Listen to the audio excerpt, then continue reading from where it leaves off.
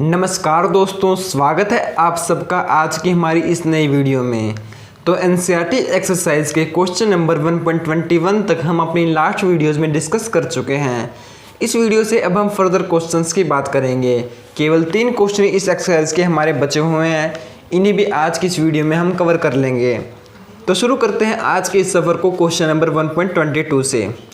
A uniformly charged conducting sphere of 2.4 metre diameter has a surface charge density of 80.0 microcoulomb per meter square. Find the charge on the sphere. यानी हमें एक sphere दिया गया है जिस पर uniformly charge distribute किया गया है, जिसकी सरफेस पर यूनिफॉर्मली चार्ज डिस्ट्रीब्यूट किया गया है, और उस स्फेयर की जो डायमीटर की लेंथ है वो है 2.4 मीटर। मतलब उसकी रेडियस की लेंथ इसका हाफ हो जाएगी, जो होगी 1.2 मीटर। तो सबसे पहले हम डायग्राम बना लेते हैं। इस तरह से एक स्फेयर दिया गया है जिस पर जो सरफेस पर चार्ज यूनिफॉर्मली डिस्ट्रीब्यूट किया गया है, बिल्कुल इस तरह से, ना कहीं ज़्यादा और ना कहीं कम। इसके डायमीटर की लेंथ दी गई है 2.4 मीटर। मतलब इसका रेडियस इसका हाफ हो जाएगा, जो होगा 1.2 मीटर। और जो सरफेस चार्ज डेंसिटी हमें दी गई है, सरफेस चार्ज डेंसिटी, इसको हमेशा ही सिग्मा से डिनोट किया जाता है। सिग्मा इस तरह से, इसकी वैल्यू हमें दी गई है 80.0 माइक्रोकूलम पर मीटर स्क्वायर। सिग्मा को हम अगर माइक्रो हटाएं तो 10⁻⁻6 हमें लिखना पड़ेगा। तो हम वही करेंगे, 80.0 मल्टीप्लाई 10⁻⁻6, माइक्रो को हटाकर 10⁻⁻6 लगाएंगे हम। तो कूलम पर मीटर स्क्वायर। अब सिग्मा की क्या फॉर्मूला होता है? सिग्मा यानी सरफेस चार्ज डेंसिटी का क्या फॉर्मूला होता है? वो होता है टोटल चार्ज सरफेस पर, टोटल चार्ज, तो इस पूरी सरफेस पर जो टोटल चार्ज है वो, उसके डिवाइड में टोटल एरिया सरफेस का, टोटल एरिया इस सरफेस का जहाँ पर चार्ज डिस्ट्रीब्यूट किया गया है। अब सिग्मा की वैल्यू हमें दी गई है और टोटल एरिया हम यहाँ से कैलकुलेट कर लेंगे, क्योंकि रेडियस की वैल्यू हमें पता है। तो स्फीयर का सरफेस एरिया क्या होता है? सरफेस एरिया क्या होगा इसका?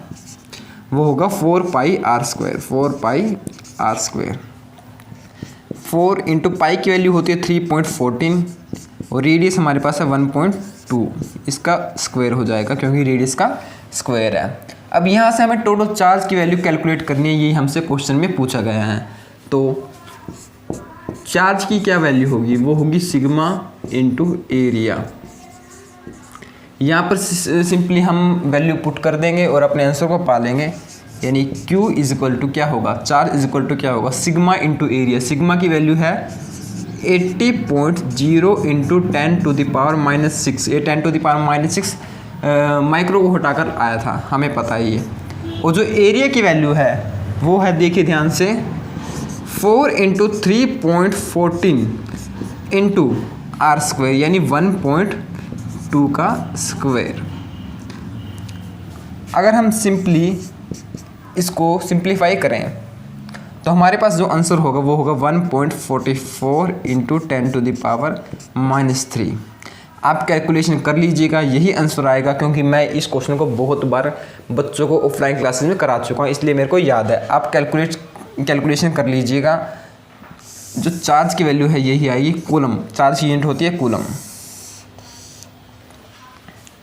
नोट कर लीजिए, बहुत ज़्यादा सिंपल फॉर्मूला है। सिग्मा की value total charge per unit total area, जो सरफेस चार्ज डेंसिटी होती है वो टोटल चार्ज पर टोटल एरिया होता है।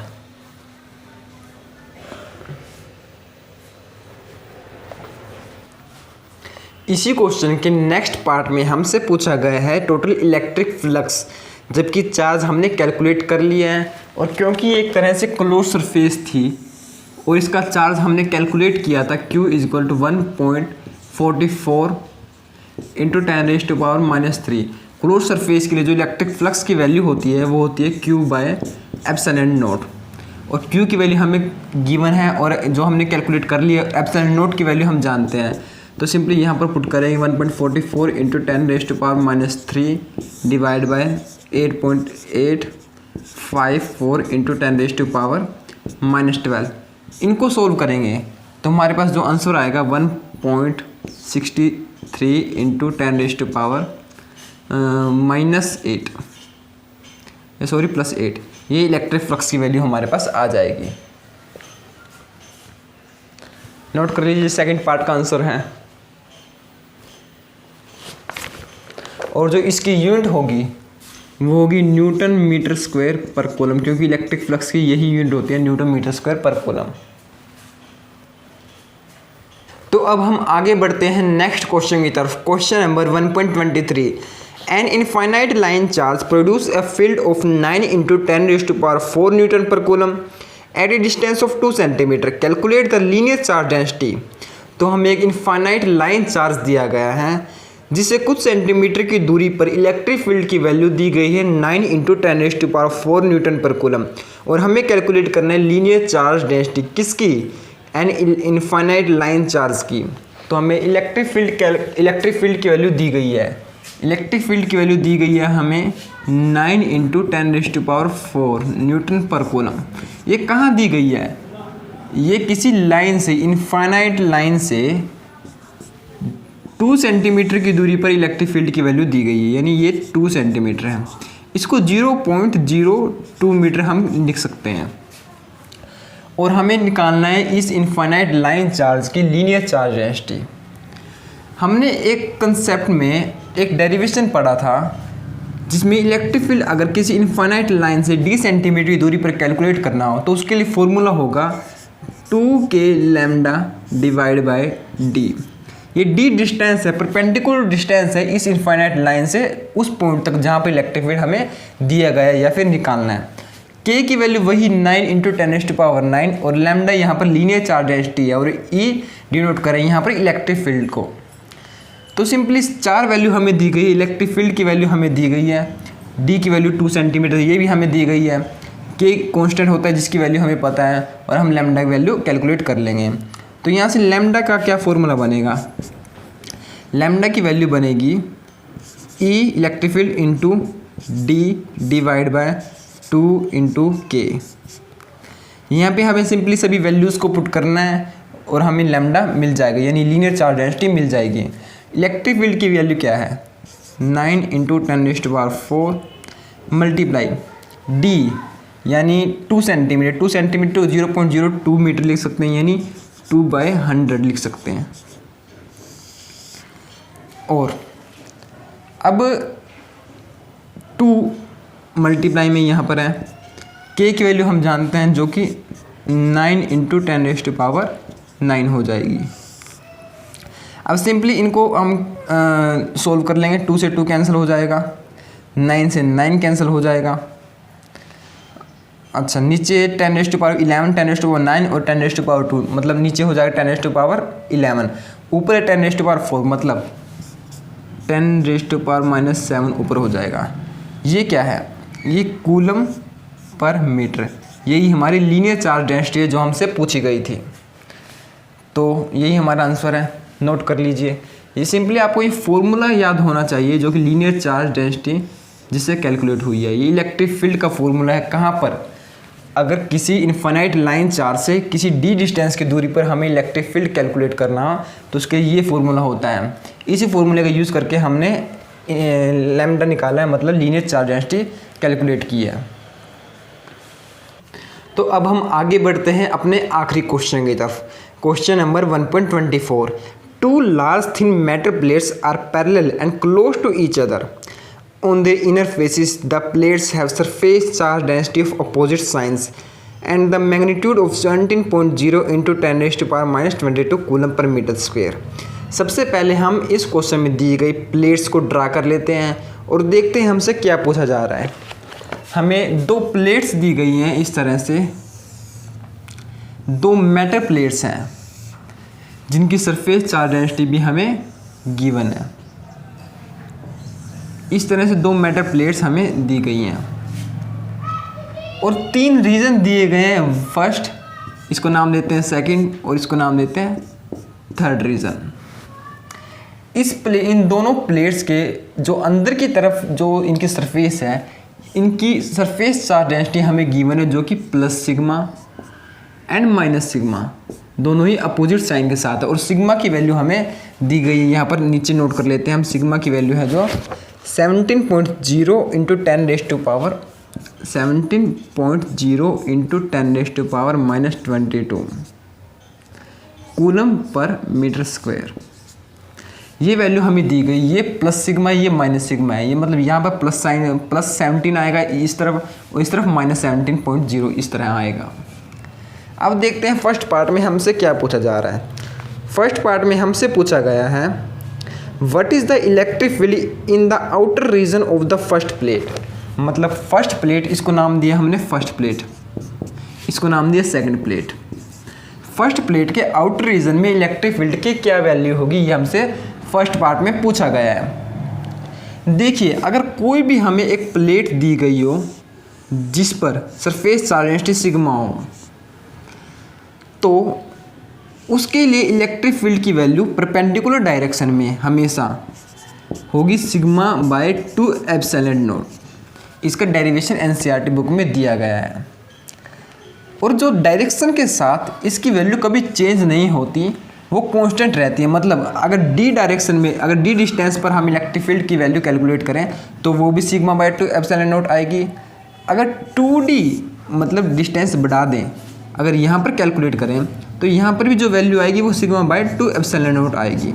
मतलब वो हमेशा कांस्टेंट रहेगी, सेम रहेगी किसी भी प्लेट के लिए। अब हमें कैलकुलेट करना है यहाँ पर, मतलब फर्स्ट रीजन में इलेक्ट्रिक फील्ड की वैल्यू कैलकुलेट करनी है। तो दोनों की वजह से इलेक्ट्रिक फील्ड की वैल्यू आएगी यहाँ पर। तो फर्स्ट प्लेट की वजह से अगर यहाँ पर कैलकुलेट करें हम इलेक्ट्रिक फील्ड, तो उसकी डायरेक्शन इस तरफ होगी, क्योंकि ये पॉजिटिव प्लेट है। पॉजिटिव प्लेट से इलेक्ट्रिक फील्ड हमेशा ओरिजिनेट होता है। और ये नेगेटिव प्लेट है, इसकी वजह से जो इलेक्ट्रिक फील्ड की वैल्यू होगी इस डायरेक्शन में होगी। दोनों ही अपोजिट डायरेक्शन में होगी और दोनों की वजह से सेम इलेक्ट्रिक फील्ड होगा, क्योंकि भले ही यहाँ से डिस्टेंस कम हो और यहाँ से डिस्टेंस ज़्यादा हो, यहाँ से डिस्टेंस ज़्यादा हो, लेकिन कांस्टेंट रहेगा, क्योंकि मैंने आपको यहाँ बता दिया है कि डिस्टेंस के साथ इलेक्ट्रिक फील्ड किसी भी प्लेट के लिए सेम रहता है। तो दोनों ही प्लेट की वजह से जो इलेक्ट्रिक फील्ड इस फर्स्ट रीजन में होगा वो सेम होगा और अपोजिट डायरेक्शन में होगा, जिस वजह से एक दूसरे के इफेक्ट को कैंसिल कर देंगे और यहाँ पर इलेक्ट्रिक फील्ड आएगा 0 फर्स्ट रीजन में। मतलब फर्स्ट का आंसर है हमारा इलेक्ट्रिक फील्ड 0 होगा फर्स्ट रीजन में। अब बात करते हैं हम थर्ड रीजन में, जो कि सेकंड क्वेश्चन में हमसे पूछा गया है in the outer region of the second plate. मतलब सेकंड प्लेट के आउटर रीजन में भी हमें इलेक्ट्रिक फील्ड कैलकुलेट करना है। यहाँ पर भी इसी तरह से पॉजिटिव प्लेट की वजह से इलेक्ट्रिक फील्ड इस डायरेक्शन में होगा और नेगेटिव की वजह से इस तरफ होगा, और दोनों की वजह से मैग्नीट्यूड होगा जो इलेक्ट्रिक फील्ड का वो भी सेम रहेगा। तो जिस वजह से एक दूसरे को ये कैंसिल कर देंगे, तो इलेक्ट्रिक फील्ड यहाँ पर भी 0 होगा। अब बात करते हैं सेकंड रीजन की, मतलब कि थर्ड क्वेश्चन में हमसे यही पूछा गया है कि बिटवीन द प्लेट्स कितना होगा इलेक्ट्रिक फील्ड। इन दोनों प्लेट्स के मिड में, बिटवीन में कितना इलेक्ट्रिक फील्ड होगा। अब देखो, ये पॉजिटिव प्लेट है, इसकी वजह से यहाँ पर इलेक्ट्रिक फील्ड इस डायरेक्शन में होगा, और ये नेगेटिव प्लेट है, नेगेटिव में हमेशा टर्मिनेट होता है, मतलब इसकी डायरेक्शन भी इसी तरफ होगी। दोनों ही प्लेट की वजह से इलेक्ट्रिक फील्ड की डायरेक्शन सेम होगी, और दोनों ही प्लेट की वजह से जो मैग्नीट्यूड होगा वो भी सेम होगा, जो कि सिग्मा बाय 2 एप्सिलॉन नॉट होगा। मतलब दोनों की तरफ से ऐड हो जाएगा। तो सिग्मा बाय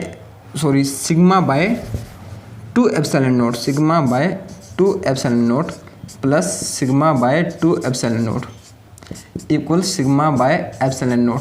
यहाँ पर इलेक्ट्रिक फील्ड की वैल्यू होगी जो वो होगी सिग्मा बाय एप्सिलॉन नॉट। ये इलेक्ट्रिक फील्ड की वैल्यू होगी दोनों ही प्लेट्स के बीच में।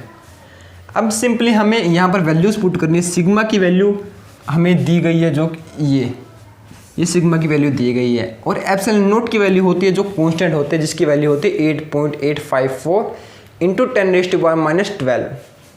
ये होती है एप्सिलॉन नॉट की वैल्यू। अब हमें मिड में जो कैलकुलेट करना है, करते हैं electric field in second region. इसकी वैल्यू होगी सिग्मा बाय एप्सिलॉन नॉट। यहाँ पर सिग्मा की वैल्यू पुट करते हैं हम 17.0 into 10⁻⁻22 divide by epsilon not होता है 8.854 इंटू 10⁻⁻12। इसको आप सोल्व कर लीजिए, आपको आपका आंसर मिल जाएगा। तो ये हो गई हमारी NCERT exercise complete. Next class में हम एक बार फिर से इन सभी क्वेश्चन को ऊपर से सोल्व कर लेंगे, एक बार रिवीजन कर लेंगे सभी क्वेश्चंस की, फिर हम अपने नेक्स्ट चैप्टर की तरफ बढ़ेंगे।